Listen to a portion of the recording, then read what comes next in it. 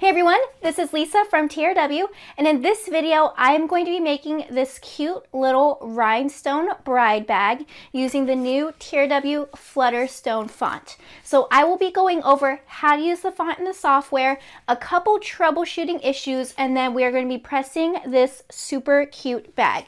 So if you want to see how I made this bag, then go ahead and keep on watching.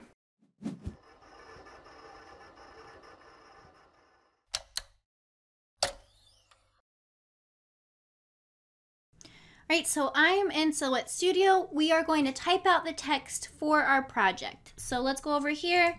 You guys know the drill. We're going to go to the left side of our screen, go to our text panel. I like to type it out first and then change the font. So I just typed out bride, and let's select our entire font and go from there. So now we're going to the text style on the right side of the screen. We're going to type in TRW Flutter Stone.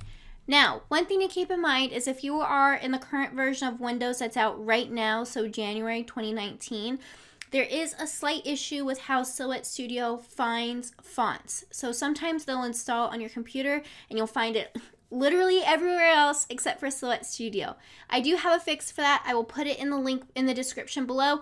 It's a super easy fix. You will be able to show up. So with this specifically, I will let you know that I had that same issue. So I went through that fix already and installed it onto my software. So we're going to go over Flutter Stone and select it right here. So you can see it's really little right now. Okay. So now for Rhinestone fonts, we need to adjust the point size in order to make the holes or the stones the correct size for our template. So let's go to the website. Here we have TRW Flutter Stone, and I'm going to do SS10 Rhinestones, so I'm going to set my font to 463. So let's do 463 and then hit enter. So now we have our design. I'm going to fill this in to show you our design. Now, I am going to be doing a bride bag. I'm going to very quickly show you one more thing that may happen. So I'm going to hover over my design, hold down the Alt button. You can see my mouse changes to a plus sign, so this allows me to make a duplicate. I'm going to click and drag this down so I can make a duplicate of this. So if this were to say bridesmaid, one thing to keep in mind is we do have a couple of overlapping stones in this design, okay? And you're going to see it a lot where your letters intersect, okay? So you have a couple different ways that you can do this. Now you can try to combine the stones and weld them or delete stones. What I'm going to do is I'm going to take this and I need to convert this from text to objects that I can ungroup. Okay, so remember, letters in a group make a word. So what we're doing is we basically have a group of letters that are making a word. So we're going to go over, right click, and convert to path. So what this does essentially is it changes it to a shape, not text. So now we have this as a path. So these are all shapes, but they're grouped together. So we're going to right click one more time and we are going to ungroup them. So now you can see there's a little box around each individual one. So for what I'm going to do with this, I am going to zoom in on my font and I'm going to find where they overlap just slightly. So you can see this D to E. And instead of breaking apart my font, I'm going to select these letters right here and just use my mouse to nudge them over ever so slightly so that I don't have to worry about deleting stones or anything. So again, I'm going to do the same process with these letters. So just nudge my S over just a tiny bit. Remember, you want to have space between your circles for your rhinestones and your template material. And then I'm just going to nudge this over using my arrows. Now, of course, you can delete stones if you want to. If that were the case, you can just go back and you can right click on any of your letters, right click, release compound path, and so now it's ungrouped all your stones, and I could delete a stone individually if I wanted to. I'm not going to do it for this case. I'm not even going to type out bridesmaid, so we're just going to move on from there. One thing to keep in mind though, if you do this as an SS10 rhinestones, right now bridesmaid is about 11.2 inches wide. So if you're doing shirts, that might be a little bit big, but this is great for bags. And then of course, you always have the option of doing it in SS6 rhinestones. One thing to keep in mind. So let's delete that. And we have our bride here. So if you look, we have a little overlap going on right here. So same process I just showed you. We're going to convert to path. And then we're going to right click one more time, ungroup, and I'm just going to simply nudge the E of my bride over. right, so this looks really good. I don't see any more overlapping lines. I'm just gonna check real quick, but I think we're looking pretty good. So you guys know me, I like to right click and I like to make this a compound path just to make it one big object, make it a little bit easier to work with. So we're gonna set this up in the corner. I'm going to draw a box around this. This is very important when you're doing a rhinestone template because this just makes it easier to weed out your design and you're not wasting material. So we're gonna drop this over there. So now we have this set up in the corner. I will be cutting on a cutting mat, so we're set there. And now we're gonna go over to our send panel. So let's select this right here. I'm going to choose my Magic Flock preset. Now you guys know I am a big proponent of programming in your custom cut settings. If you want a video on that, I will link it below. But again, always do your test cuts. So we're gonna set this up here. I'm gonna load up my machine and then we're going to be ready to cut our template material. So I have a scrap piece of Magic Flock onto my cutting mat. So what I'm going to do is I'm going to make sure I line my cutting mat up with that blue line, make sure my roller is all the way over, and then we can go over and load. So now I have my design all set up. So I'm just going to go over, go to my computer, and press send.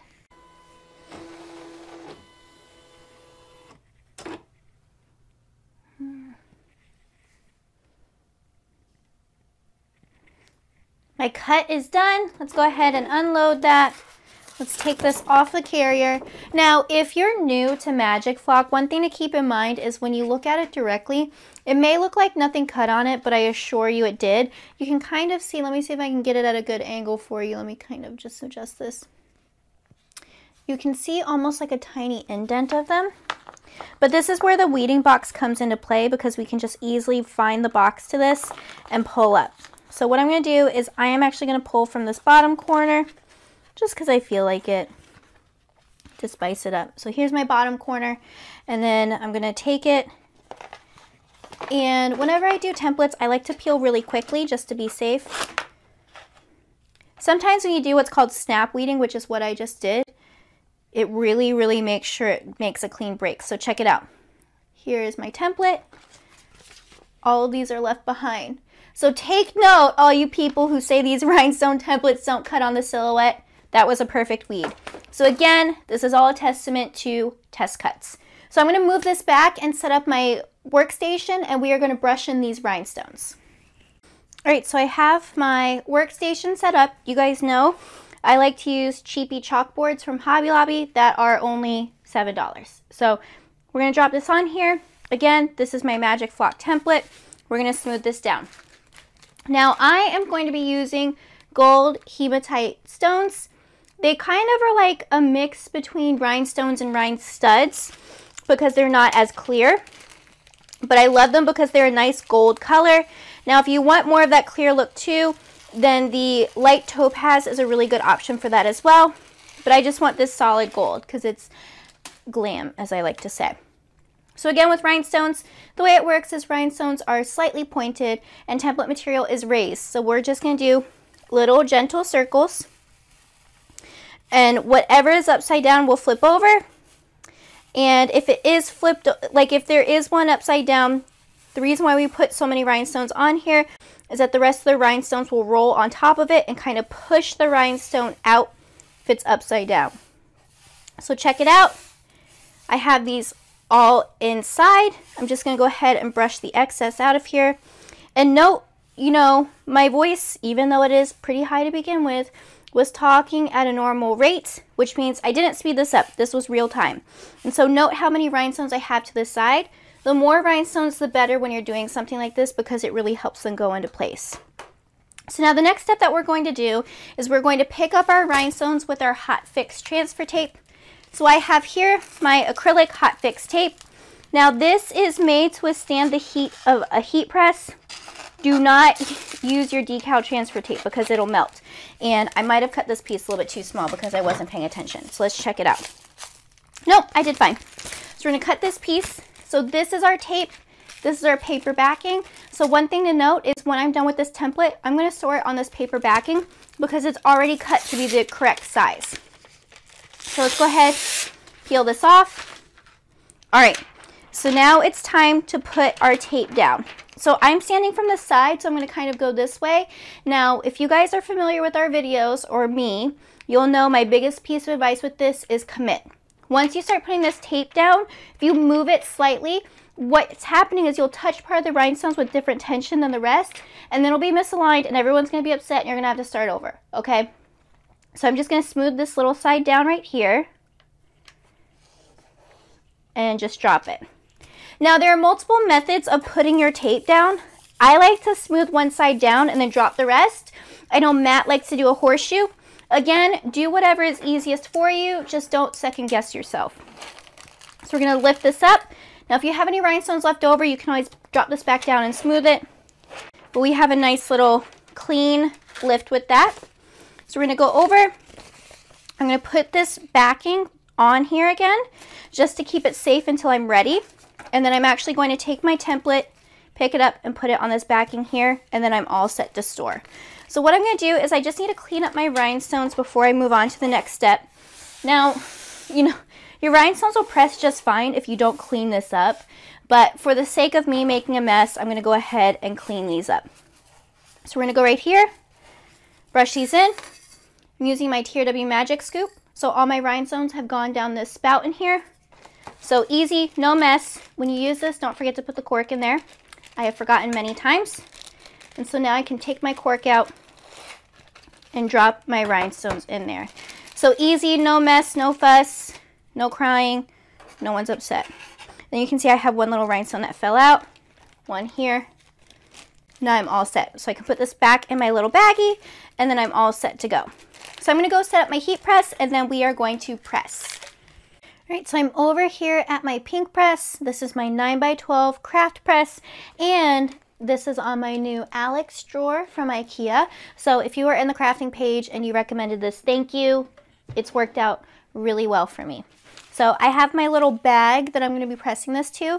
Now this bag I got in a pack with some stuff from Honey Bear Blanks, but I do know that several blanks dealers carry this. So find the one that's the best price for you and go from there.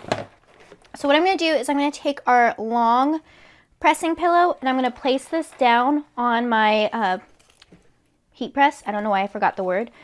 And we're going to lay this down so that my zipper can kind of go over that. So one thing that I'm looking out for is I want my zipper off and I don't want this gold to be on there. So actually I'm going to kind of see what it's like with the zipper. Sometimes I like to live dangerously. So we're going to go over there and I'm just going to grab a cover sheet to press on top of here. And with my new drawer, it's super easy. I could just go to the drawer, open it, and go. So let's go over here. Now my heat press is set to 310 degrees.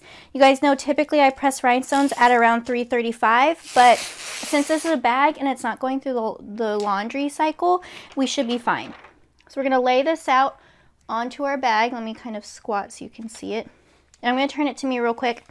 All right, so we have our bride here. So a nice gold, nothing too overwhelming. If you wanted this to stand out more, you could do a pink. You could even just do crystal, whatever you like. So I want this to be subtle yet glam. So we're going to go through here. Let's go ahead and cover it.